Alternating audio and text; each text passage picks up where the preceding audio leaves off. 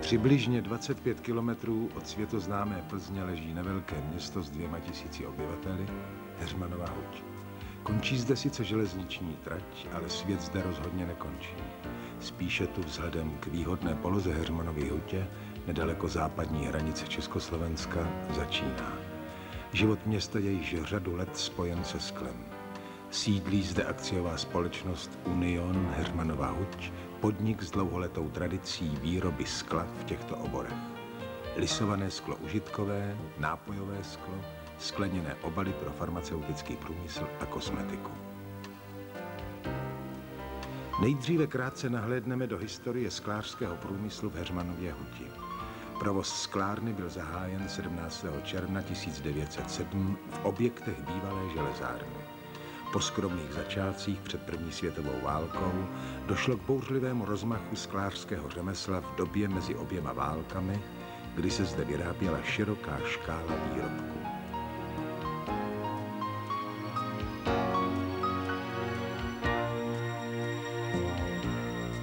Způsob výroby, který se dochoval do dnešních dnů, je lisování do litinových forem.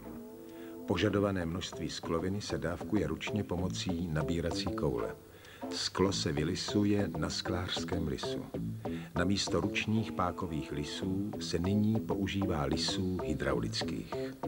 Jsou to univerzální lisy, na kterých je možné vyrobit výlisky od váhy 12 deka až do 4,5 kg. Rychlost výroby je dána zručností té, které sklářské dílny a také velikostí výrobku a pohybuje se od 25 do 230 kusů za hodinu. Po vylisování a ochlazení se výlisek leští ohněm v zapalovacích bubnech, kde se sklo povrchově nataví, aby dostalo požadovaný lesk, a zároveň se rozstaví malé ostré přelisky a švy.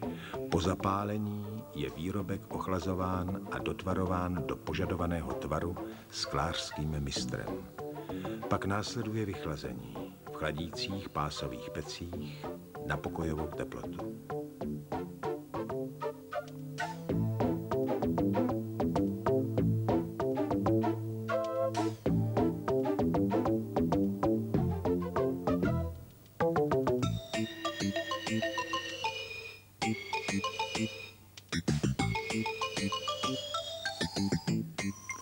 V roce 1990 došlo na provoze ruční výroby k modernizaci zavedením robotizované linky Walter, na které se vyrábí ve větších sériích. Celý proces od nabrání skloviny až po vyjmutí výrobku z formy a jeho částečné napálení probíhá zcela automaticky. Tento provoz je řízen počítačem. Nabírání skloviny na této lince je prováděno průmyslovým robotem. Linka umožňuje provozovat současně až 12 forem.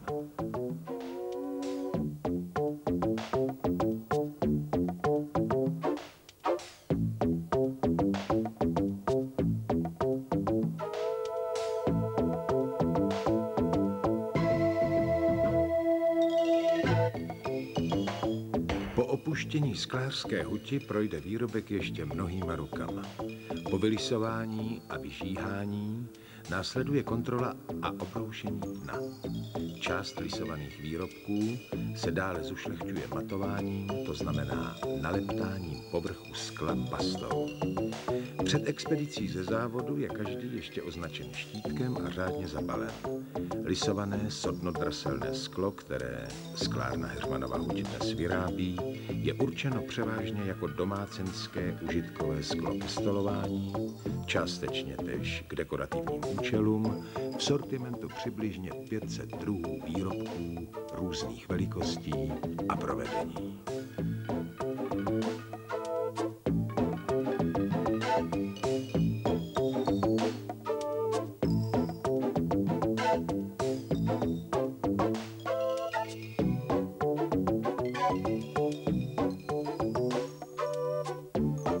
Dalším předmětem činnosti sklárny v Heřmanově Huti je výroba nápojových bezešvých odlívek velikosti žádná celá 1 až žádná celá 5 litrů.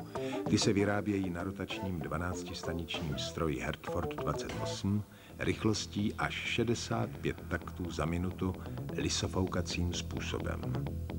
Sklenice vychází ze stroje jako duté těleso skoro uzavřené. Horní část polotovaru je třeba odtavit.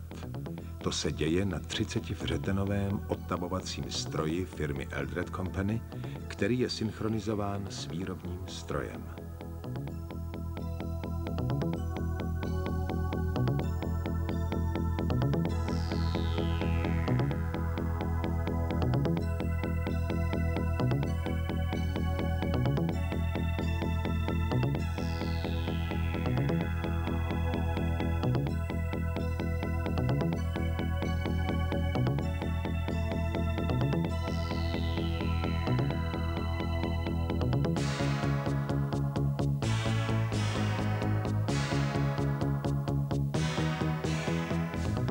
Výroba lékovek a flakonů z bílé sodnovápené skloviny se provádí na 2 rotačních automatech typu Schwarzkopf v duplexní nebo singlové formě, a to sacofoukacím způsobem.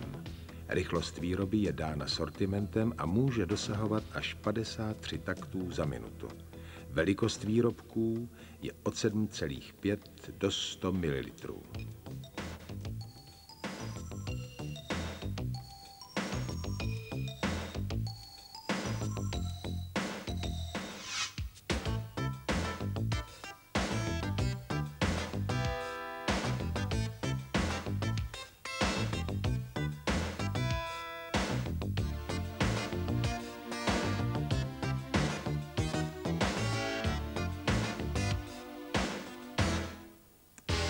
Drobné obalové sklo velikosti 10 až 50 ml z hnědé skloviny je vyráběno na 6sekčních duplexních řadových elektronicky řízených strojích BDF italské produkce. Lahvičky jsou vyráběny lisofukem nebo 2x fuk systémem, rychlostí až 90 taktů za minutu. Dokončením výstavby linky na drobný obal, která se skládá ze 2 strojů BDF, kontrolních a balících strojů, se akciová společnost Union Heřmanova huť zařadila mezi výrobce vybavené moderní sklářskou tvarovací technikou.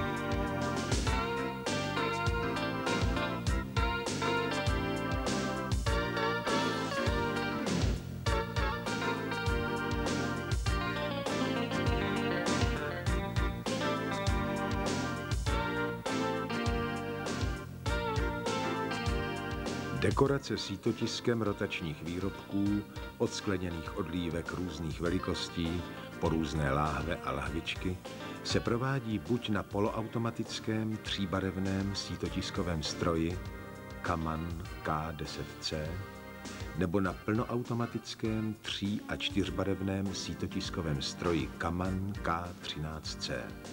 Kapacita stroje je 19 až 30 tisíc potisků za 8 hodin. Potisk lze zhotovit dle přání a výběru zákazníka.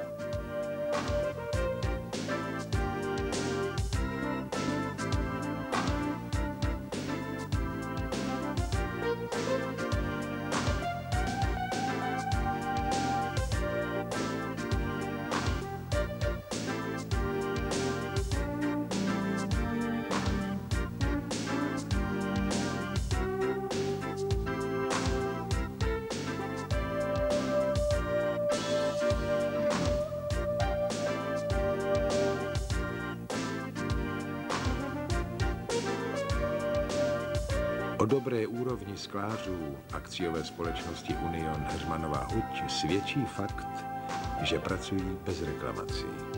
Výrobky sklárny se v podstatě vyvážejí do celého světa. Od Austrálie přes Dálný východ, Sovětský svaz a celou Evropu, Afriku až po Severní a Jižní Ameriku. Největším odběratelem v současné době je sousední Německo. Kvalitou výroby, stálou mezioperační kontrolou, designem a včasnou inovací se daří nejen udržovat, ale i rozšiřovat trh, a to i v těch nejnáročnějších západních teritoriích.